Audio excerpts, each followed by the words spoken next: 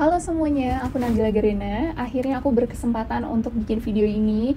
Jadi di video kali ini aku mau menjelaskan perjuangan kehamilan aku sampai akhirnya sekarang aku udah hamil 5 bulan. Jadi sebenarnya aku nggak mau bandingin dengan orang-orang lain, tapi ini pure menceritakan perjuangan aku untuk hamil ini, karena sebenarnya emang aku semenjak nikah pengen langsung punya anak sih, nggak menunda dulu. Hopefully dengan ada video ini bisa membantu kalian somehow, karena aku juga dulu pas lagi berjuang hamil, aku tuh ngerasa aku pengen denger cerita dari orang-orang, pengalaman orang-orang tuh kayak gimana sih, siapa tahu bisa menginspirasi, bisa membantu aku, mungkin cara-caranya atau gimana. Oke, mari kita mulai.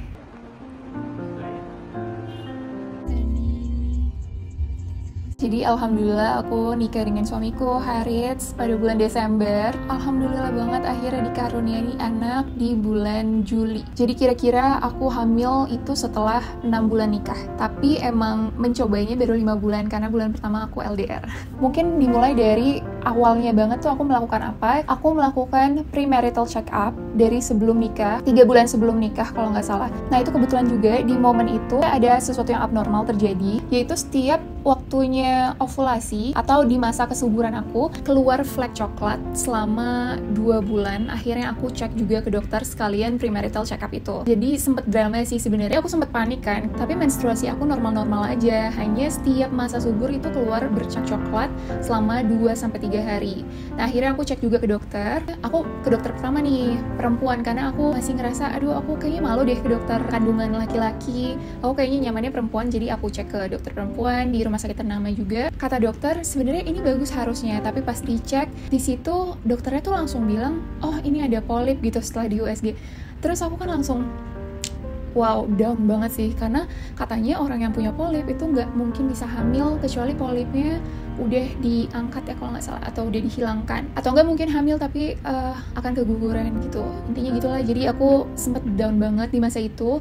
Akhirnya dia bilang ya udah kita pakai obat dulu. Terus aku minum obat selama seminggu atau 2 minggu, tapi pas cek lagi itu nggak mengecil sama sekali. Terus dokternya langsung menyarankan untuk dikuret.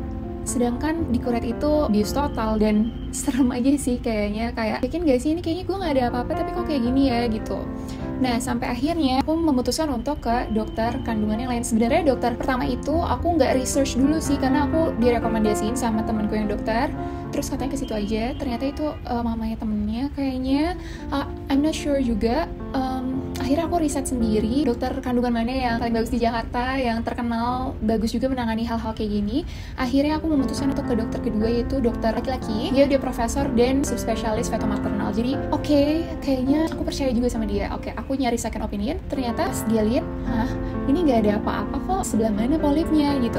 Aku sampai bawa USG yang dari dokter sebelumnya. Terus dia bilang ya ini sepertinya emang ada, tapi saya cek lagi bahkan udah sampai pakai 4D tuh nggak ada sama sekali. Jadi kayak antara lega dan bingung dan marah dan bingung perasaannya. Jadi apa nih yang salah? Akhirnya aku di tes selanjutnya, dokter ini tuh lengkap banget tesnya, itu tes darah lengkap, dugaannya PCOS. Setelah ada hasilnya ternyata hormon aku baik-baik aja, seimbang-seimbang aja. Jadi bukan PCOS juga, jadi fine-fine aja. Oke, aku ke dokter yang ketiga karena aku penasaran kan sebenarnya ini apa, kenapa dokter pertama bisa bilang ada polip gitu. Dokter ketiga laki-laki juga, terus menyatakan itu nggak ada apa-apa sama sekali. Segitu dramanya, cukup membuat sedikit stres, tapi alhamdulillah semuanya lancar, alhamdulillah nggak ada apa-apa juga, jadi aku tenang lah ya. Nah aku premarital check up-nya itu kayaknya kalian bisa tinggal bilang aja mau premarital check up, tapi sebenarnya dokternya juga bilang sih sebenarnya ya premarital check up tuh bukan buat apa sih. Terus kalau misalnya ada sesuatu di premarital check up itu emang kalian mau ngapain gitu, nggak jadi nikah. Jadi itu emang gak semua orang mau sih untuk premarital check up. Itu sebenarnya personal preference sih, jadi terserah kalian mau premarital atau enggak. Tapi menurutku sih make sure aja semuanya baik-baik aja gitu. Jadi bisa ditanganin sebelum menikah. Oh by the way, aku juga ada kondisi thalassemia minor, tapi alhamdulillah Harits baik-baik aja, jadi gak masalah. Jadi mungkin kalian bisa coba cek juga thalassemia ini, karena aku berawal dari anemia yang terus-menerus. Terus ferritin aku gak naik-naik, jadi bawaan aja sih. Tapi kalau minor ketemu minor itu yang baru bahaya. Jadi alhamdulillah Harits gak ada thalassemia. Nah selanjutnya setelah menikah, aku tuh check up juga ke dokter, karena make sure juga tentang si polip ini, gimana polipnya, nggak ada sama sekali. Oke. Terus tanya dokter, apa dok saran-saran nih kalau pengen cepet dikaruniai anak? Sebenarnya dokter bilang ya coba aja terus, nggak usah terlalu dipikirin. Terus aku juga sempat dikasih vitamin, asam folat dan lain-lain. Harits juga minum vitamin untuk consumption gitu.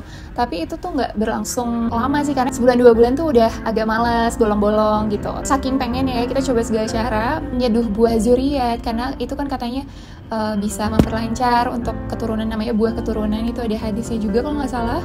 Terus kita coba seduh itu tiap hari, tapi lagi-lagi nggak berjalan lama, jadi kayak paling cuma sebulan 2 bulan gitu. Terus sampai karena orang tua kita juga pengen segera punya cucu, jadi pas aku main ke Bangka itu ada kayak pijet ibu urut gitu, dia terkenal bisa memperlancar keturunan gitu-gitulah ya, yang hal-hal kayak gitulah dicoba juga, terapi pijet, padahal ya sebenarnya baru nikah juga gitu, belum ada apa-apa, dan kata dokter juga nggak ada apa-apa, cuma yang nggak sabar aja biasa orang. Jadi saking pengennya juga, aku tuh sampai kayak tiap hari searching di Google gimana sih tanda-tanda hamil.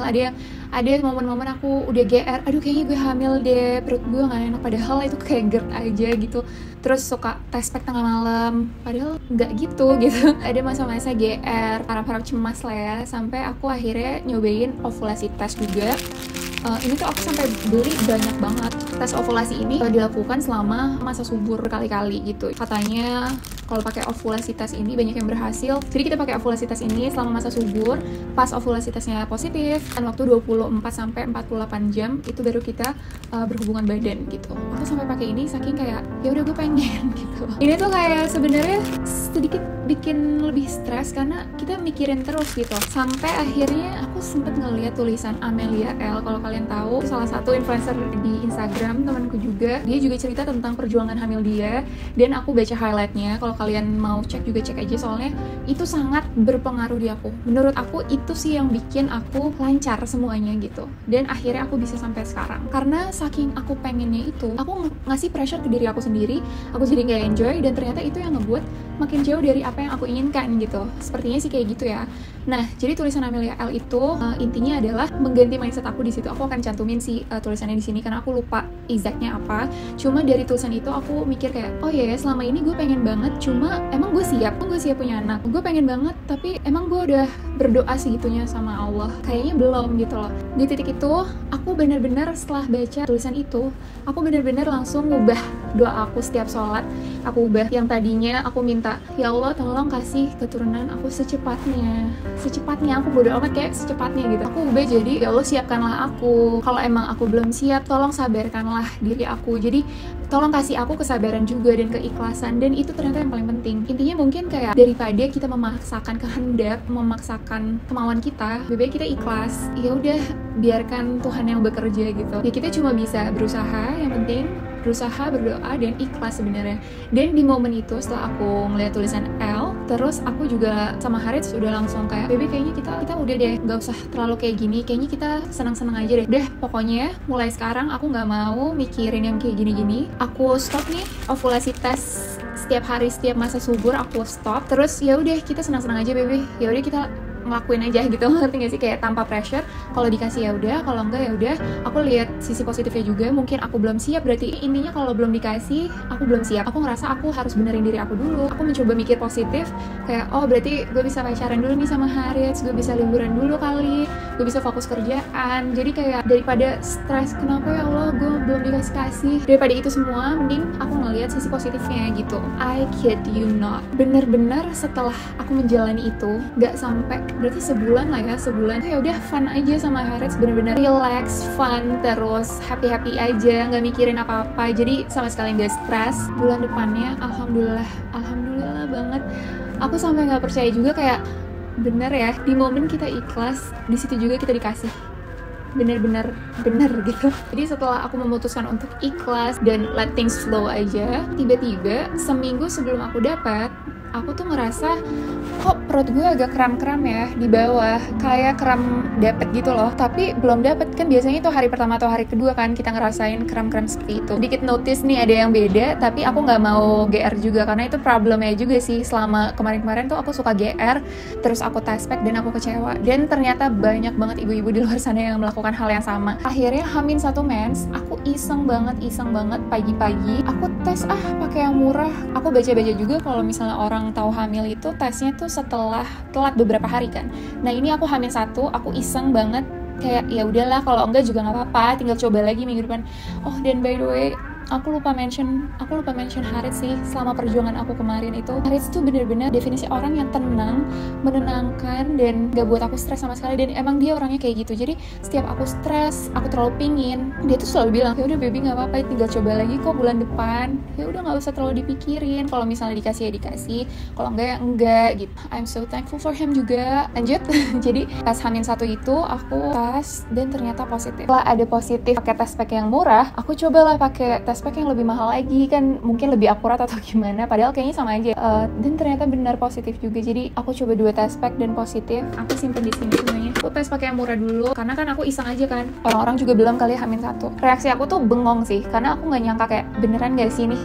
Kayak nggak mungkin gue hamil gitu. Kayak terlalu takut juga untuk mau senang tuh, takut gitu. Takut ini sebenarnya salah atau gimana. Aku nggak sabar kan untuk ngasih tahu Harits. Aku nggak bisa banget nyimpen yang kayak gini, dan aku pengen segera membagi momen ini gitu. Nah, dia tuh kebetulan lagi tidur, jadi aku mencari cara. Akhirnya aku ngasih tahu dia, ayo tolong bantuin dong bikin IG story kerjaan aku, padahal enggak. Jadi aku tetap bisa ngerekam dia, dan aku bisa ngasih tahu gitu. Kalau misalnya kalian mau lihat videonya, ada di Instagram aku di IG story. Dan udah deh, alhamdulillah kita udah di tahap ini. Sedikit gak nyangka juga sih aku bisa sampai sini gitu rasanya. Maksudnya perjuangannya tuh ada, walaupun ya mungkin kalau aku dibandingin dengan banyak orang di luar sana, makanya aku nggak mau bandingin sih. Banyak yang berjuang lebih lama dari aku, dan mungkin stress out juga masalah ini. Dan aku juga udah sempet share di Instagram aku, ngobrol-ngobrol Q&A tentang perjuangan hamil ini. Dan setelah aku cerita the power of ikhlas ini, alhamdulillah banget banyak yang DM aku tiba-tiba positif juga dengan menerapkan ikhlas, metode ikhlas ini. Jadi aku sangat percaya sih, mau kita berusaha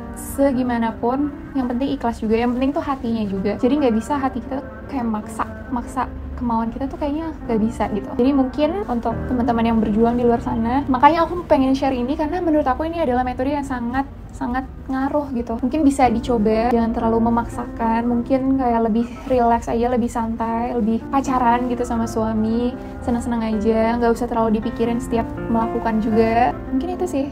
Aduh, serius deh, kalau kalian bisa baca DM orang-orang ke aku, banyak banget orang yang cerita kalau wah gila, emang gue juga semenjak gue ikhlas, kayak gue nggak ngarepin tiba-tiba dikasih. Dan menurut aku hal ini nggak hanya diterapkan di perjuangan hamil, tapi bisa juga diterapkan di hal-hal lain sih. Belajar sabar dan ikhlas, tapi ya tetap jangan lupa untuk berusaha cek medical, cek apa, yang penting semuanya udah aman dan ikhlas. Mindset dan hati sih harus diatur banget. Oke. Sebenarnya ada trik-trik juga dari dokter. Jadi emang yang penting kan kita berhubungan badan di masa subur kan. Itu juga nggak boleh terlalu sering. Jadi mungkin setiap masa subur datang juga harus kayak selang-seling selama masa subur. Dan aku juga melakukan itu sih waktu terakhir akhirnya aku hamil. Jadi kayak udah nggak usah terlalu dipikirin sih, yang penting senang-senang aja.